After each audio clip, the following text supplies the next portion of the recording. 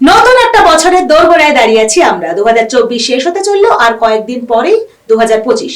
নতুন বছর মানেই কিন্তু নতুন বাজেট, অর্থাৎ কার্যত হাতে আর মাত্র একটা মাস রয়েছে।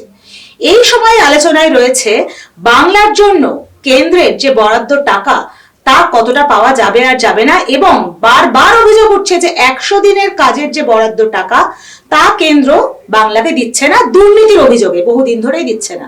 নতুন যে বাজেট তাতে কি বাংলার কোনো আশার আলো দেখা যাবে? বাংলা কি কেন্দ্রের সেই টাকা পাবে?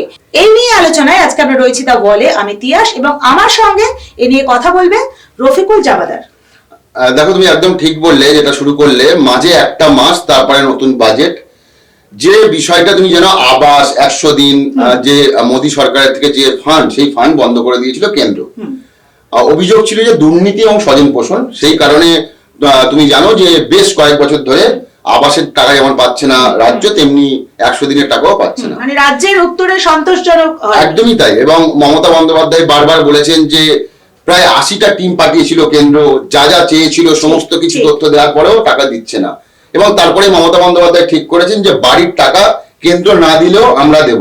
এবং যে ঘোষণা তিনি করেছিলেন সেই মতো তুমি জানো যে প্রথমে 12 লক্ষ, পরবর্তী সময়ে আরো 16 লক্ষ মানুষকে বাড়ি দেবেন। এবং ইতিমধ্যেই আমার কাছে যা খবর রয়েছে পঞ্চায়েত দপ্তর সূত্রে, ইতিমধ্যেই 5 থেকে 6 লাখ মানুষের অ্যাকাউন্টে ওই টাকা পৌঁছে গিয়েছে। আমাদের যে বিষয়টা আজকে আলোচনা, 100 দিনের টাকা কেন্দ্র দেবে কি দেবে না সেই বিষয়টা নিয়ে অনেকের মধ্যে প্রশ্ন রয়েছে। কেন? কারণ 100 দিনের কাজের বিষয়ে রাজ্য সরকার বা পশ্চিমবঙ্গ যথেষ্ট এগিয়ে, তারপরেও কিন্তু টাকা দেওয়া বন্ধ করেছিল নরেন্দ্র মোদীর সরকার। এখানে একটা বিষয় তোমায় বলে রাখি যে এই প্রসঙ্গটা নিয়ে আজকে কেন আলোচনা করছি। তুমি জানো যে যেহেতু বাজেট, তার আগে একটা প্রত্যেকটা দপ্তরের কোনো বরাদ্দের জন্য মিটিং করে কেন্দ্রীয় সরকার।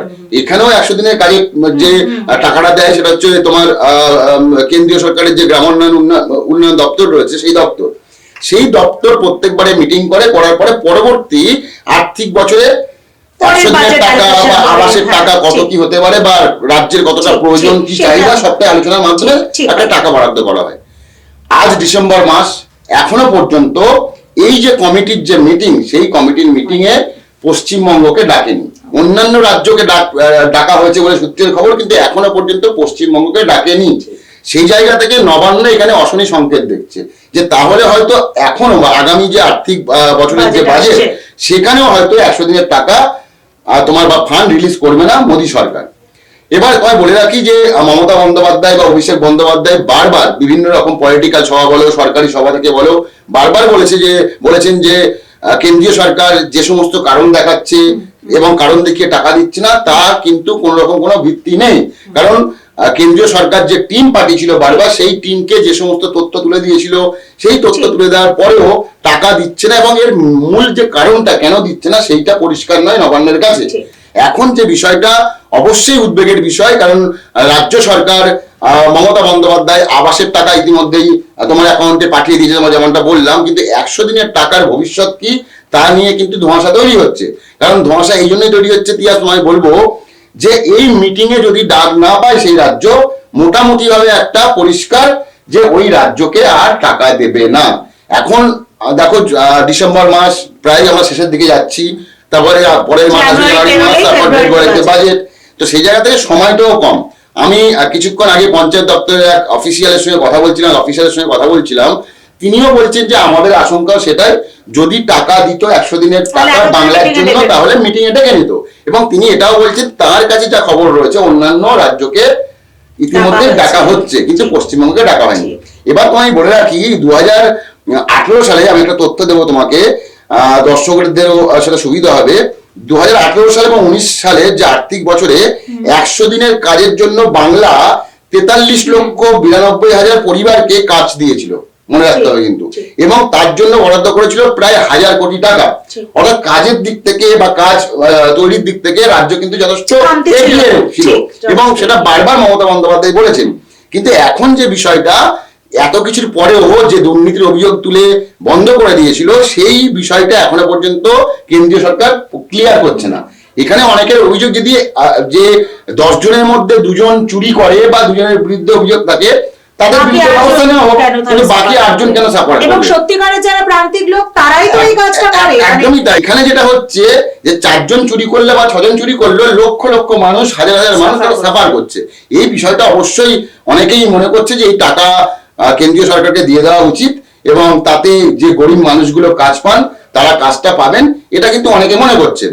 যদিও বিজেপির যারা শুভেন্দু অধিকারী, সুকান্ত মজুমদার, তারা বারবার বলছেন যে চুরি বন্ধ হোক তারপর টাকা দেওয়া হবে। এখানে একটা প্রশ্ন, চুরি বন্ধ করতে কি কি পদক্ষেপ নেওয়ার দরকার সেই পদক্ষেপ তোমরা নাও। পরিষ্কার করে কথা বলা অভিষেক হোক। বন্দ্যোপাধ্যায় বারবার বলছেন যে যারা চুরি করছে বা করেছে বলে আপনারা বলছেন তাদের identify আইডেন্টিফাই করুন, আমরা তার বিরুদ্ধে ব্যবস্থা নেবো, না হলে সিবিআই লাগান, সমস্ত কিছু ঠিক। খোলা রয়েছে। কিন্তু এরকম একটা মানে গোল গোল অভিযোগ চুরি, একদম, যা বলে সেইটা- গোটা রাজ্যকে বঞ্চনা করা। একদম তিয়া, সেটাই হচ্ছে বিষয় যে গোটা রাজ্যকে 100 দিনের কাছ থেকে বঞ্চনা করা বা বঞ্চিত করা, এইটা রাজ্য সরকার একটা সময় পর্যন্ত মেনে নিয়েছিল। আগামী দিনে যা মনে হচ্ছে এই বিষয় নিয়ে তারা আন্দোলনে নামবে।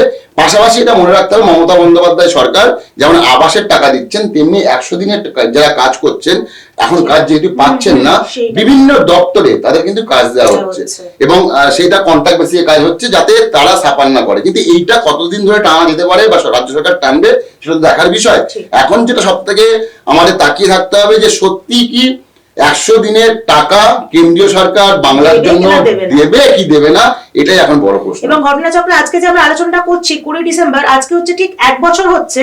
1 বছর আগে এই দিনেই মমতা বন্দ্যোপাধ্যায় নিজে গিয়ে খুব ভালো- দিল্লিতে দেখা করেছিলেন নরেন্দ্র মোদীর সঙ্গে, এবং তিনি কিন্তু সেদিন বেরিয়ে এসে পরিষ্কার বলেছিলেন যে নরেন্দ্র মোদী আশ্বাস দিয়েছেন যে আমরা দ্রুত এবং আলোচনার কমিটি তৈরি মাধ্যমে করে- কমিটি তৈরি উভয় করব, সরকার, রাজ্য ঠিক, সরকার, ঠিক। কেন্দ্রীয় সরকারের একটা একটা কমিটি তৈরি করবে এবং এই বিষয়টা নিষ্পত্তি করবে। একদম, এটা একদম খুব এবং ভালো আজকে কথা 1 বললেন। বছরের মাথায় দাঁড়িয়ে আমরা এই আলোচনাটা করছি যে টাকা কি আদৌ আসবে, কোনো টাকা সেই আসেনি। প্রশ্নেই আমরা কিন্তু এখনো ফিরে পর্যন্ত এলাম। এখন একদম ফিরে আসতে হলে, এবং এটার কোনো কিন্তু এখনো পর্যন্ত ম্যাচিওর হয়নি যে ঠিক, টাকা পাবে ঠিক, কিনা। না, তো নিষ্পত্তি মমতা করা। বন্দ্যোপাধ্যায় তুমি যেমনটা বললে ঠিকই, 23শে ডিসেম্বর মাসে ডিসেম্বরের 20 তারিখে তিনি দিল্লিতে গিয়েছিলেন, সুদীপ বন্দ্যোপাধ্যায়কে নিয়ে গেছিলেন যতদূর মনে পড়ছে। সেখানে গিয়ে নরেন্দ্র মোদী অর্থাৎ প্রধানমন্ত্রীর সঙ্গে তিনি মিটিং করেছেন, করে বলেছেন যে একটা আশার ইতিবাচক ইতিবাচক একটা জায়গা আলোচনা, এবং দুই সরকারের তোমার যারা অফিসার তাদেরকে নিয়ে একটা কমিটি তৈরি করবে বলেছেন প্রধানমন্ত্রী নরেন্দ্র মোদী, এবং তারপরেই তো সিদ্ধান্ত হবে। কিন্তু একটা বছর চলে গেল, কমিটি তৈরি হয়ে গেল, এখনো পর্যন্ত